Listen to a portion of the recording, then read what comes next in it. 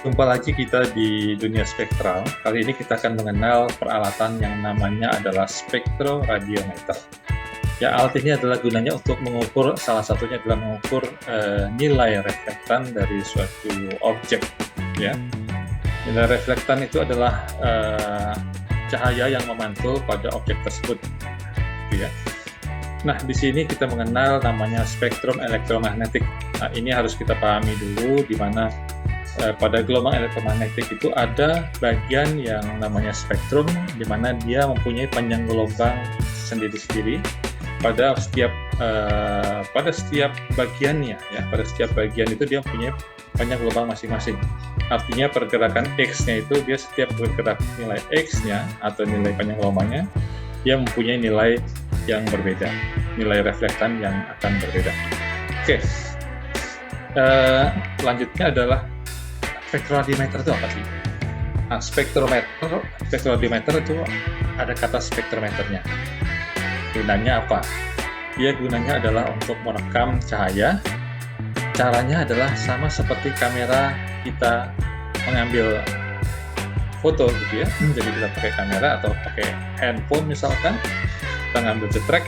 Nah, itu yang cara kerjanya sama seperti spektrometer. Pertama itu. Kemudian radiometer. Nah, radiometer itu apa? Radiometer di sini adalah dia untuk mendeteksi dan mengukur fluxnya, kekuatan radiasi elektromagnetik berapa. Nah, dia itu mengukur. Nah, kemudian kalau kita gabungkan antara spektrometer dengan radiometer ini, dia akan memberikan kita pembacaan daya atau intensitas, kerapatan radiasi, kemudian yang dikalibrasi dalam satu unit optik. Nah, unit optik ini bisa aja lux per nanometer, lumen per nanometer, watts per nanometer, dan lain-lain ya. Nah, kemudian kembali lagi ke spektrometer tadi. Spektrometer di sini adalah unit dasar dari spektroradiometer. Jadi kalau kita lihat perbagiannya ya, ini adalah alat yang utamanya nih, namanya spektrometer tadi. Jadi spektrometer ini tadi untuk merekam seperti cahaya tadi ya, seperti kamera tadi. Dia merekam cahaya kemudian diproses. Ya. Nah, ini adalah alatnya. Ini masing-masing pabrikan dia tentunya mempunyai bentuk, mempunyai pengukuran yang berbeda-beda, pengoperasian yang berbeda-beda. Tapi intinya adalah sama. Dia mempunyai mempunyai fungsi yang sama. Serupa lah bisa dikatakan ya. Kemudian, nah dulu kita menggunakan hanya kekuatan cahaya matahari. Jadi cahaya matahari tadi kita andalkan untuk merekam objek-objek yang kita lihat di lapangan ya. Kemudian spektrometer merekam objek tersebut dengan jendela waktu tertentu, di mana dalam jendela waktu tersebut tidak boleh ada awan atau perubahan atmosfer yang sangat sedikit. Nah, itu memang cukup sulit untuk mengatasi itu. Tapi kemudian ada namanya alat yaitu light source. Nah, light source ini atau sumber cahaya macam-macam. Setiap pabrikan, bahkan satu pabrikan itu mengeluarkan berbagai macam tipe. Nah, di sini alatnya macam-macam dan sama semua dia keluarannya adalah cahaya. Jadi dia bisa mengatasi kekurangan kita dulu dalam mengukur berbasis pada sinar matahari.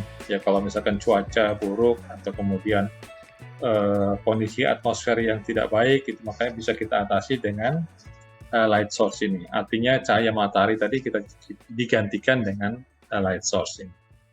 Kemudian kita perlukan juga di sini adalah kabel optik. Kabel optik ini untuk jalan cahaya. Jadi dari light source tadi keluar, masuk ke kabel optik, menuju objek, kemudian dari objek mental lagi atau mereflek lagi kembali ke spektrometer. Dari spektrometer baru dikirim ke komputer kita, ke kontrol kita. Nah, ini kalau kita lihat di sisi kanan itu terlihat bahwa di dalam optical ini sendiri dia mempunyai jalur-jalur optik yang halus ya, sehingga kita tidak bisa sembarangan saja menggulungnya ya. Kita harus ada radius tertentu yang dibolehkan. Kalau kita asal menggulungnya seperti kabel biasa, maka dia akan rusak karena dia terbuat dari optik. Oke, kemudian probe. Nah, probe di sini adalah alat yang untuk mengukur di ujungnya. Bukan mengukur sih, dia ujung dari yang menempel pada objek tadi maksud saya. Ada probe yang untuk air yang sebelah kiri ya, untuk dalam air. Ada juga yang untuk di selain air. Misalkan kita mengukur tanah, mengukur vegetasi, mengukur objek yang lain, yang itu bisa kita lakukan juga. Nah, di sini ada bermacam-macam juga jenis probe, tapi dia tetap harus dipasangkan dengan si kabel optik tadi. Oke. Kemudian di sini ini adalah aksesoris lain juga yang kita perlukan. Jadi ada namanya probe holder, dia untuk memegang probe pada saat dia merekam, ya. Pada saat dia merekam, dia harus dipegang untuk supaya bisa terhindar dari cahaya di sampingnya atau dari gerakan-gerakan yang tidak perlu. Kemudian juga ada namanya white reference ya, yang kanan itu namanya white reference. White reference ini untuk referensi objek, referensi kecerahan objek. Jadi kita harus mengukur satu objek itu dengan berasumsi bahwa white reference ini mempunyai nilai reflektan yang lebih tinggi daripada objek yang akan kita ukur. Jadi kita punya nilai yang tinggi dan mempunyai satu lagi nilai yang rendah. Nilai yang rendah itu adalah jika probe kita tutup rapat, dia akan nilainya 0 atau mendekati 0.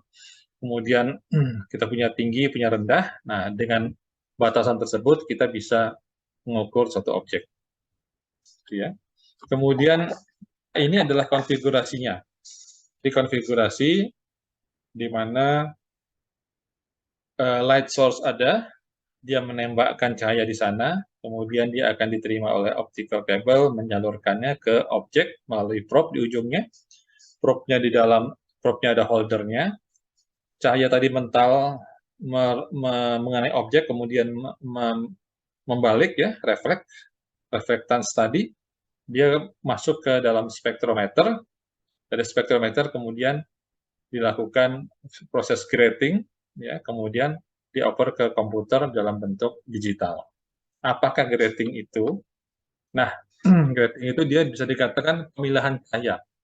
Yang tadinya putih, ya, cahaya putih tadi, kemudian dengan menggunakan cermin di dalamnya, dia di grating, dipisahkan cahaya-cahaya tadi. Jadi dipilah-pilah kembali, pilah-pilah sama optik ya, ini masalah optik aja sebetulnya. Sama optik tadi dipilah-pilah, kemudian dilempar ke detektor. Detektor inilah yang kemudian membuat digital dikirim ke komputer kita, gitu ya. Nah, ini adalah konfigurasi bisa dikatakan lengkap ya untuk jenisnya handheld. Ini kita rangkaian lengkap spektroradiometer genggam ya, sehingga minimal kita punya alat seperti ini untuk ke lapangan. Ya, ini bukan untuk alat di laboratorium tapi lebih kepada ke lapangan ya. Oke.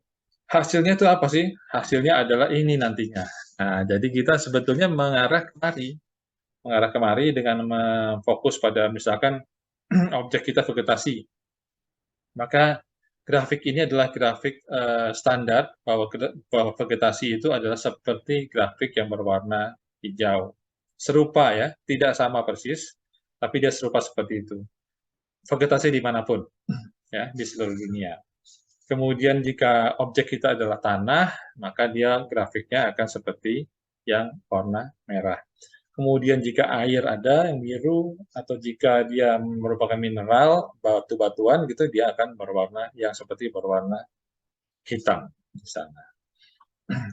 Nah, tadi adalah pengetahuan peralatan. Nanti kita akan coba lagi melihat aplikasinya seperti apa sih. Misalkan kita akan merangkai satu alat, kemudian objeknya apa, hasilnya seperti apa. Nanti kita akan coba praktek di beberapa video ke depan. Oke, terima kasih teman-teman sudah melihat. Dukung kanal ini dengan melakukan subscribe dan kemudian men-share berbagi dari sisi videonya. Oke, terima kasih, sampai jumpa.